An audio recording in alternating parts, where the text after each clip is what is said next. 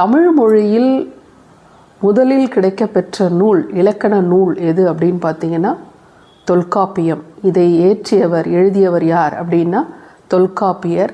அதுக்கப்புறம் பல இலக்கண நூல்கள் வந்தாலும் கூட முதல் இலக்கண நூலாக தொல்காப்பியம் தான் இருக்குது.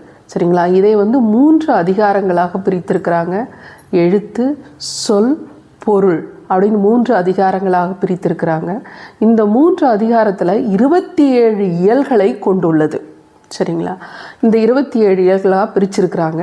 அடுத்தது இந்த எழுத்தும் சொல்லும் பார்த்திங்களா மொழி இலக்கணமாக பிரிச்சிருக்கிறாங்க. எழுத்தும் சொல்லும் மொழி இலக்கணமாக பிரிச்சிருக்கிறாங்க. இதில் பொருள் இலக்கணம் இருக்கு இல்லையா, அதை அகம் புறம் இலக்கணமாக பிரிச்சிருக்காங்க. அப்போ அகம் புறம் அப்படின்னா அக வாழ்க்கை புற வாழ்க்கை சொல்வோம் இல்லையா, அந்த மாதிரி அகம் புறம் இலக்கணமாக புறம் சார்ந்த வாழ்வியல் நெறிகளையும் இங்கே கொடுத்துருக்காங்க. தமிழரின் அகம் புறம் சார்ந்த வாழ்வியல் நெறிகளையும் தமிழ் இலக்கிய கோட்பாடுகளையும் இந்நூல் விளக்குகிறது.